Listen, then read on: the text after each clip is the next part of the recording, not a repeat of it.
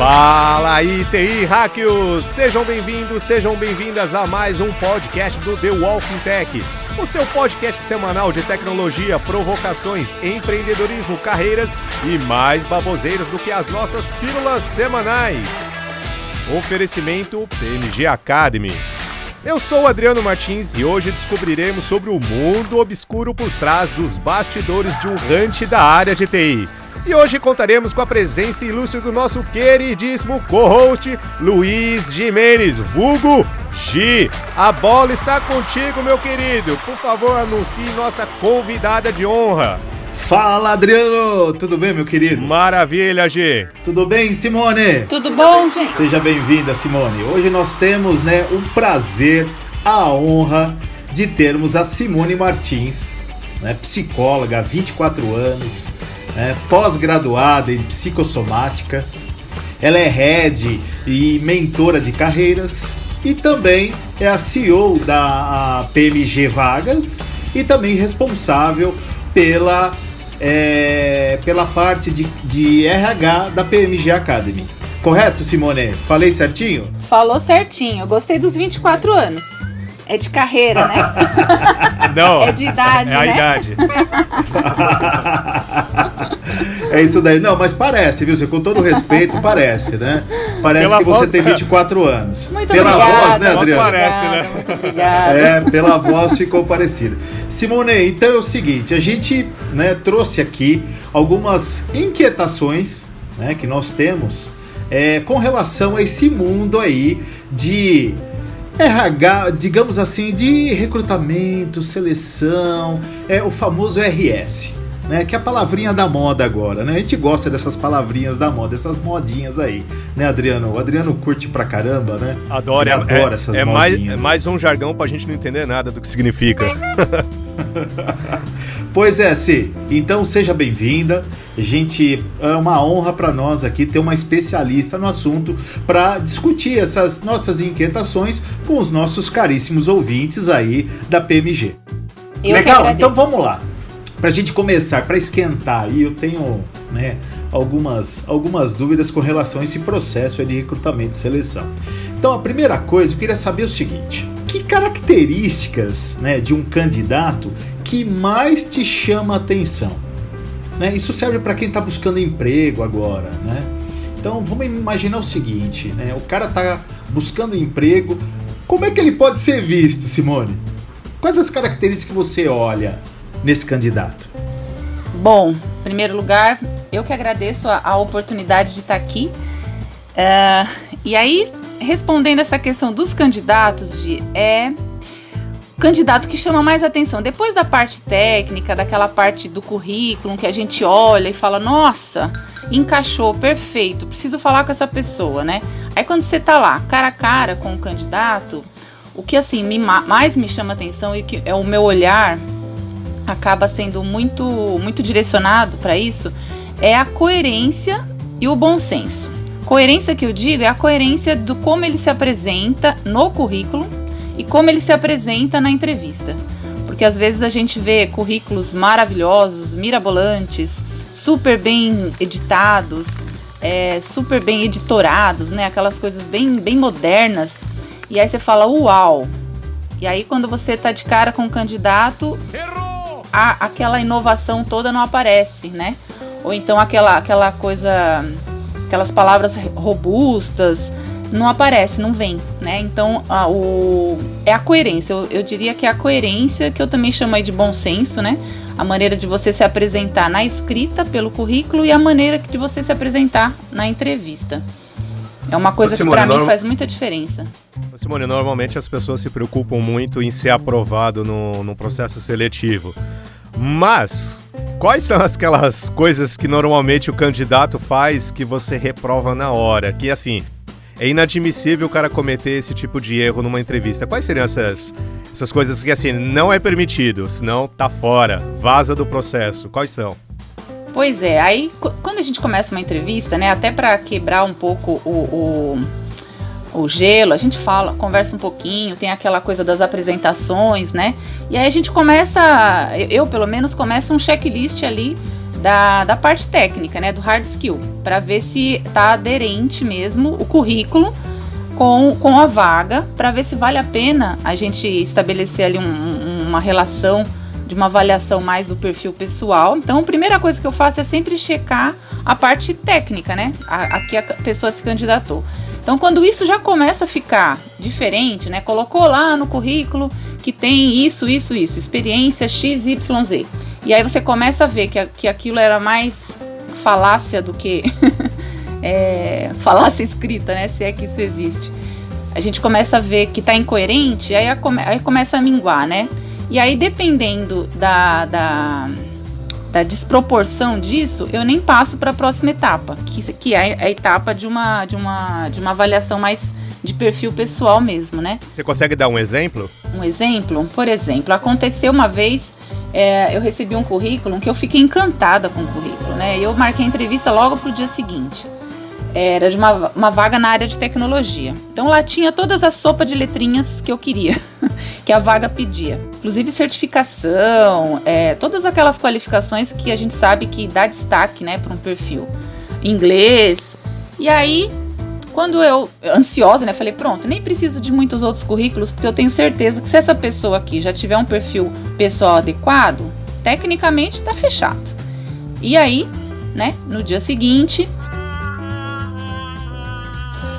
até que o discurso começou ok, e aí quando eu comecei a fazer um pouco mais de perguntas mais técnicas, me fala como foi esse projeto, e eu particularmente, por ter trabalhado muito com gente de TI, ter selecionado muita gente da área de tecnologia, eu não sei nada, assim, tecnicamente, mas eu entendo o que as coisas fazem, né?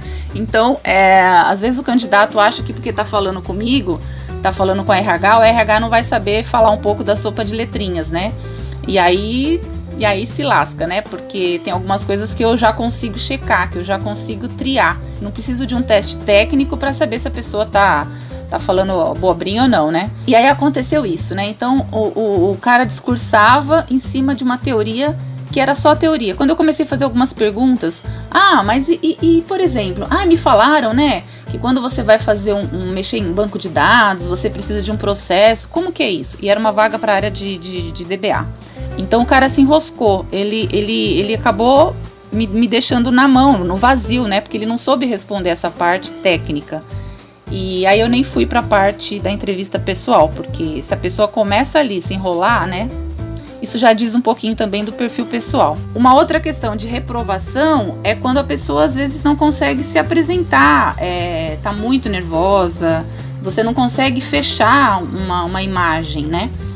Às vezes o que eu faço? Às vezes eu marco uma outra entrevista para ver se a pessoa se abre um pouquinho mais, né? Quando vale muito a pena o perfil, é um perfil mais escasso, é uma pessoa que você percebe que está se queimando só pelo nervosismo. Eu chego, antes de reprovar, a agendar uma outra entrevista num outro momento, porque às vezes é só um dia ruim, né? Então isso também é um fator reprovatório. A pessoa às vezes é maravilhosa, mas ela não consegue se apresentar, ela não consegue dizer quem ela é, né? Ô Si, oi. Pegando ainda dentro desse contexto aí, né, que você estava falando, né? Eu anotei aqui o que você falou com muita propriedade: coerência e bom senso, né? No currículo da pessoa. Como é que o cara se apresenta? Você falou coerência e bom senso. Eu falei, pô, legal, bacana. Mas assim, como é que você localiza isso? Como é que você usa alguma ferramenta? Existe alguma coisa que você consegue localizar e selecionar esse tipo de coisa? Como é que você faz? Pois é, de ferramenta para esse tipo de avaliação é a entrevista, né? É uma entrevista mais detalhada, são conversas que vão trazendo um pouquinho da personalidade da pessoa, da maneira dela se apresentar, como que ela se vê no mundo, como ela se vê como profissional, até a forma que a pessoa escreveu no currículo e a forma que ela fala, ela se apresenta, você vai percebendo se tem um gap aí, uma discrepância ou não. Aí é feeling mesmo, né? A ferramenta aí, eu acho que é feeling. Existem alguns testes, né, de personalidade que a gente pode aplicar, mas isso é sempre num outro momento, né? Eu não gosto muito de aplicar teste antes da primeira entrevista. Isso daí acrescenta, né? Isso daí é mais um aditivo, né? O teste, ou seja, essas ferramentas, né? Ela é mais um aditivo, é isso, né? É isso. Elas vão ajudando, né? Elas vão ajudando. Simone, nesse gancho aí que você está falando de ferramenta, assim, principalmente nesse momento que a gente está dentro de casa e não no escritório, a gente sabe que tem um monte de ferramenta no mercado e eu queria te perguntar uma coisa então. Porque quando você faz um processo de seleção, eu sei que quando você tem algumas situações, você acaba chamando mais de um candidato, você acaba fazendo uma dinâmica, acaba tendo gamificação, algo parecido.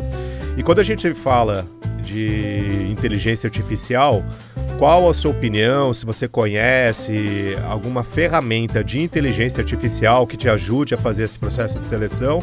Ou também, até eu falei de gamificação, sobre gamificação também. Alguma ferramenta digital, você utiliza, conhece? Como é que é? Eu não utilizo, ainda não cheguei a utilizar. O que eu sei é pelo que eu leio aí pelo mercado, né? Que eu vejo algumas empresas aplicando.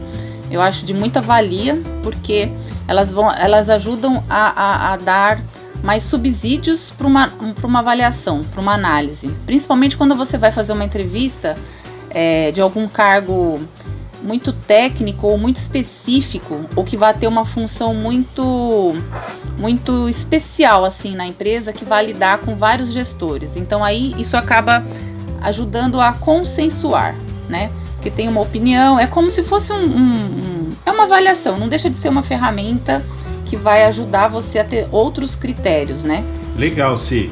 Bom, ainda nesse contexto aí, né? Vamos falar, né? O Adriano puxou o gancho aí, né? Agora a gente está vivendo remotamente, né? Mantendo esse distanciamento. Como é que fica, né?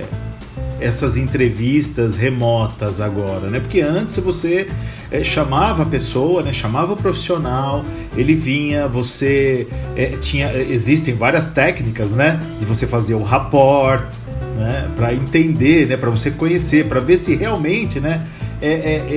O corpo fala, né, Simone? Sim. O corpo fala. Até a expressão corporal, né? A expressão corporal isso, você tá distante agora, né? Pois é, o corpo fala. Como é que fica isso daí agora? Com essas entrevistas elas sendo feitas de forma remota. É muito curioso, é muito interessante, é uma situação que de fato, eu quando comecei a trabalhar com isso, nunca imaginei que fosse passar por essa situação, né, que a gente fosse ter que se adaptar a isso, mas a gente consegue, sim, a gente consegue ter o resultado, com certeza, essa parte do rapport, porque quando você vai entrevistar a pessoa pessoalmente, né, tem até aquela história.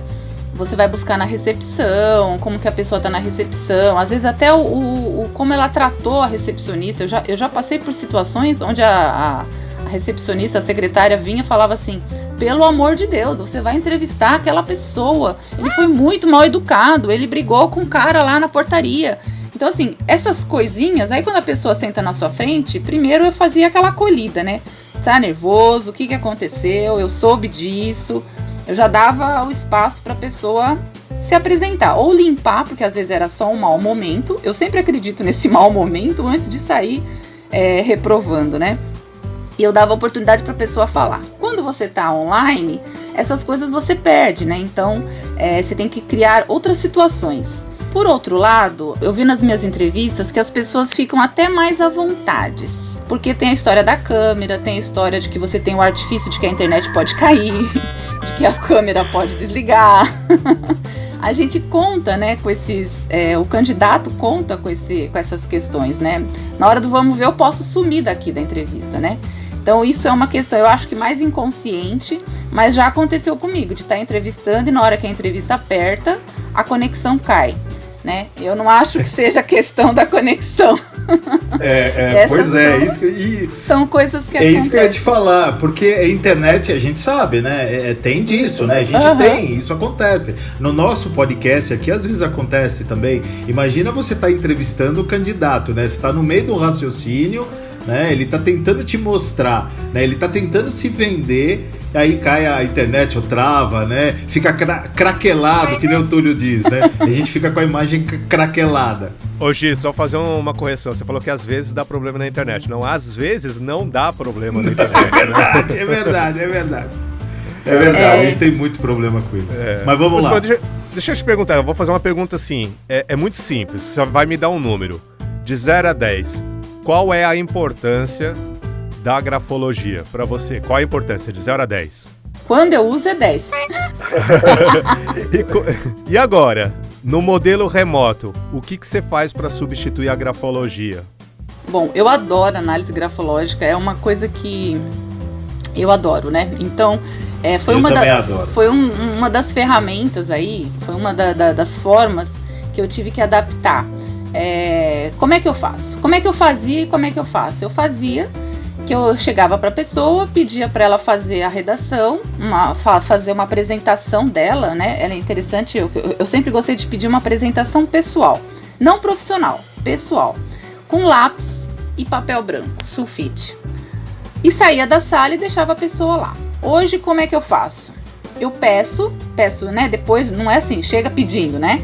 Eu peço, depois de um rapport já estabelecido ali um certo grau de empatia. Peço para a pessoa, pergunto se ela tem papel, se ela tem um lápis. Eu gosto de avaliação grafológica em lápis. E peço para ela fazer e eu vou ficar aqui do outro lado, esperando, né?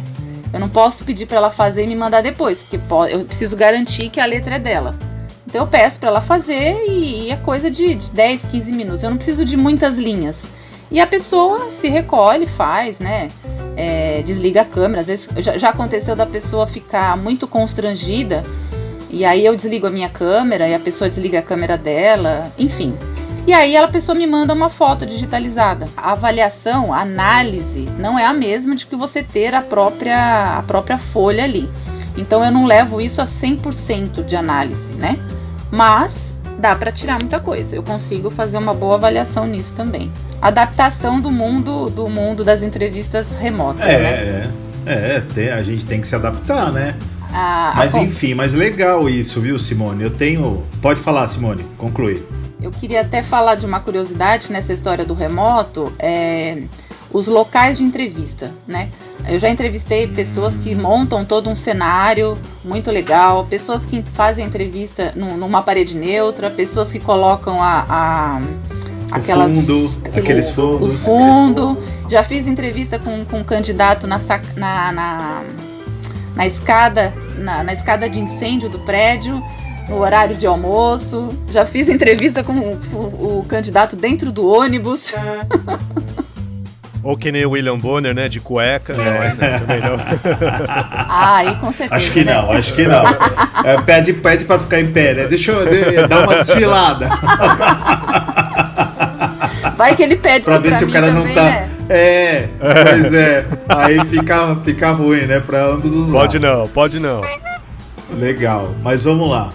Bom, Simone, essa é uma inquietação mesmo que eu tenho hoje diante do mundo que a gente vive, né? A gente vive num mundo exposto, né? Todo mundo se expõe nas mídias sociais, nas redes sociais, enfim. Como é que, assim, tem dois lados, né? Minha pergunta ela é dividida em duas partes. Você sabe que existem algumas vagas que são confidenciais, sigilosas, né? Ou seja, são cargos estratégicos, né? Totalmente confidenciais. Sim. Só que hoje a gente vive num mercado que tudo isso é exposto. Como é que a gente garante? Como é que você lida com isso, com essa confidencialidade das vagas? Isso existe ainda ou não? Isso existe. Tem muitas vagas confidenciais que a gente tem que trabalhar, mas dá para fazer, dá um pouco mais de trabalho para o selecionador, né? Porque você tem que anunciar a vaga de uma forma mais genérica. Às vezes você quer anunciar a vaga, a gente tenta anunciar a vaga mais específica possível, né? Região de trabalho, certificação exigida, formação acadêmica, para filtrar o máximo possível. Nessas horas, a gente anuncia a vaga de uma forma mais genérica. E aí o trabalho é maior do selecionador, porque ele vai ter que ir um a um checar essas coisas, né? Então, mas dá pra fazer sim. Tá, é mais trabalhoso, mas você garante. Mas dá pra garantir. Essa confidencialidade. Sim. Né? Você divulga a vaga, ela sei lá, genérica, né? Vamos dizer assim. Sim. Aí depois você trata aí, você vai... Bacana, é legal isso.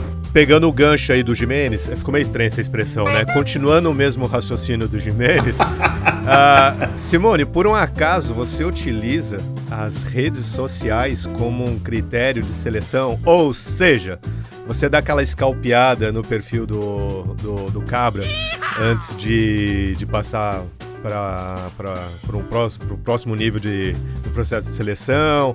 Você não olha, se você olha o que você vê já coloca uma pulga atrás da orelha, ou isso é totalmente à parte? O cara é profissional, pessoal é pessoal. Como você lida com isso? Porque assim, não tem como você não ter acesso, né? O cara colocou um currículo lá no LinkedIn, você dá uma olhada, uma sapeada, de repente cai ali no Instagram, cai no Facebook. E aí, você analisa as redes sociais do candidato, sim ou não? Eu não uso as redes sociais como um critério de avaliação. Serve de tira-teima ou de curiosidade em algum aspecto, e eu não faço isso antes da primeira conversa, porque eu não gosto de ter um preconceito mesmo, até porque a pessoa monta a imagem dela na rede social da maneira que ela quiser, não necessariamente a maneira que ela é. Então, eu gosto de... O LinkedIn não tem como, né? Porque, por exemplo, a gente usa muito o LinkedIn. Às vezes, os candidatos anexam o currículo. Em vez de anexar o currículo, eles anexam o endereço do LinkedIn, onde o perfil dele está bem estruturado. Então, aí você acaba vendo as relações, quem você tem em comum. Mas ir para outras redes sociais mais pessoais... Eu quase não faço isso. Eu vou mesmo quando depois, no final do processo, ou o gestor da vaga, o requisitante me faz uma observação esquisita. Enfim, mas eu não uso como critério, não. Porque é complexo, né? Eu imagino. Tipo, você falou do LinkedIn, né? Uhum. Você usa... O que você acha daquelas recomendações do LinkedIn, né? As recomendações que as pessoas fazem uma das outras, né? Você pega algum parâmetro daquilo? Aquilo é super natural, Gimenez. Ali não tem um cunho de marketing nenhum. Eu não leio.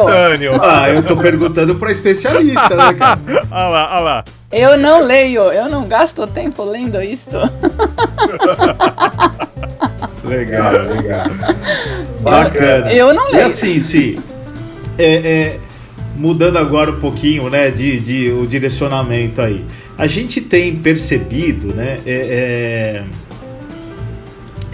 um perfil, né, notado um perfil diferenciado desses altos executivos aí. Então eu queria confirmar com você, né, como é que tá esse nível? Você tem falado muito com essa galera, pessoal lá os executivos mesmo, você diria aqueles estratégicos, os altos executivos. CIS, né? Isso, o CIO, CFO, CTO. O CX alguma coisa aí. Você entendeu? Eu sou o CNO da minha empresa. Eu sou o Chief Nerd Office. Mas enfim, eu sou da minha empresa. Mas enfim, como é que você tem lidado? O que você tem percebido de diferencial no perfil desses caras aí, dos altos executivos? O que eles têm, assim, tido como algo de destaque? Sei lá, estão preocupados com a economia, estão preocupados com a ecologia, com o mundo, com o meio ambiente, enfim, o que você vê? Olha, Gi, como eu trabalho... e já trabalhei muito em segmentos diversificados, o que eu noto, o que eu constato assim, né, na minha prática, é que depende muito do segmento. Uma coisa é você falar de alto executivo de banco, outra coisa é você falar de alto executivo de empresas de tecnologia, outra coisa é alto executivo de marketing. Então tem uma diferenciação, são personas diferentes. Banco é banco. Engenharia é engenharia desde sempre. Eu não percebi uma mudança do perfil, né? São pessoas mais que acumulam muitos títulos, né? São pessoas que acumulam muitos certificados de especialização, que acaba tendo uma cultura geral mais ampla, pessoas que falam mais de um idioma, muitas vezes mais que 2 idiomas, que tem contatos, né, com pessoas de vários outros lugares do mundo. Tô falando aí banco, telecom, aí sim a gente mantém. Para mim não mudou muito. O que eu vejo hoje nesse segmento não mudou muito de 20 anos atrás, por exemplo. Agora, marketing, administração, tecnologia mudou bastante. Então, antes era tudo um padrão de um CIO, um executivo. Você tinha aquela imagem do terno e gravata, um MBA. E né? Hoje não, hoje muda bastante. A área de tecnologia muda bastante, a área de marketing muda bastante. A gente tem percebido isso, que assim, o CIO, né? Ele tem, eu digo para você que ele tem saído do casulo, né? Sim. Não é mais o cara só de tecnologia, né? Ele tem se transformado, né? O Sim. cara, né? O responsável, o head de tecnologia, ele tem que se transformar, tem que sair lá da área técnica, tem que entender de negócio, ele tem que ter uma multidisciplinaridade aí, né? Absurda, né? Uhum. Enfim, a gente tem percebido isso. Mas legal, que bom que você tem notado isso daí. Você, Oi. falando aí de executivo, eu vou te fazer uma pergunta, mas não está relacionado com o executivo, mas me fez lembrar de uma coisa interessante. Qual que é a sua atitude quando você se depara com um candidato arrogante? Né? Um malão. Aliás, a gente pode colocar a hashtag desse podcast como NoSense ou mala, né? A gente pode utilizar uma dessas duas. E aí, Cê? Ainda bem que você reforçou que não tem a ver com o cargo de executivo, né? Porque isso é uma coisa que existe, né? É um executivo, logo é uma pessoa arrogante. Isso não é verdade, muito pelo contrário. A gente vê muitos altos executivos, muitas pessoas com muita bala na agulha, com assim, aquele perfil que você fala, nossa, quando eu crescer quero ser como, ou então quando meu filho crescer quero que seja igual. E super simples, pessoas muito acessíveis, muito cultas, que fazem trabalhos assim sociais maravilhosos, que tem um lado humanitário. A gente vê muito isso, né? E eu fico muito feliz com esse tipo de constatação. Agora, a arrogância realmente ela tá, né? É uma característica ali de muito ligada na personalidade. E qual que é a minha atitude? Primeiro, eu tento estabelecer aquela empatia, aquela proximidade, aquela transparência na entrevista, né? Eu não mudo o meu tom se a pessoa é arrogante ou humilde. Eu tento ali conduzir as questões. Eu tenho uma listinha do que eu preciso fazer e tenho um modo de me relacionar com o candidato, né? Que é muito particular, é muito meu. Eu tô falando da Simone, né? Não tô falando de todos os RHs.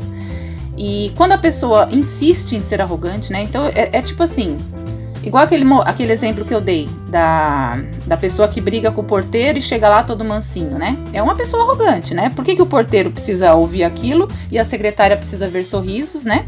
É uma pessoa arrogante. Então eu jogo, né, na mesa. Então, você tá nervoso? Aconteceu alguma coisa? Tô percebendo em você um certo nervosismo. Tá tudo bem? Você quer marcar uma outra hora? Não, por quê, né? Se a arrogância continua, eu falo assim, não, porque eu tô sentindo você um pouquinho na defensiva, uma certa arrogância. Eu queria fazer uma entrevista aqui transparente. Eu, de fato, gostaria de conhecer o seu perfil. Vamos lá? Se a pessoa vem, perfeito. A pessoa vira assim, não, o meu perfil é esse mesmo, porque eu sou bom demais. Agora, se a pessoa não vem, aí é menos de 5 minutos, né? Porque aí se dá um jeito, muito obrigada, blá, blá. Mas assim, a gente tem que lidar, né? O que você não pode é entrar no jogo, né? Você não pode se sentir humilhado, você não pode se sentir incomodado. Você tem que estar ciente do seu papel como entrevistador, como selecionador. E nada vai abalar, nem um arrogante, nem uma pessoa muito humilde, enfim. É assim que eu lido. Não, legal, Ci, muito bom. Olha, um bate-papo sensacional. Eu acho que esclareceu bastante coisa. Já acabou. A gente tem tempo aqui, né, Adriano? Pode ser o 2, a gente pode gravar um segundo, uma sequência, eu vou deixar meu convite vários pra Simone episódios, aqui. porque aqui assim, o papo rende, né? Foi muito gratificante, foi muito esclarecedor. Pra mim foi muito bom, Adriano. Maravilha, não, também para mim foi ótimo. Simone, agradeço o seu tempo. Gi, agradeço também a participação, a tua presença aqui é sempre sensacional. E a gente vai ficando por aqui. Obrigado por nos ouvir até aqui. Meu nome é Adriano Martins. Eu sou o Jimenez. Até o próximo episódio do podcast semanal do The Walking Tech, patrocinado pela PMG Academy. Falou, TI Hack-Os!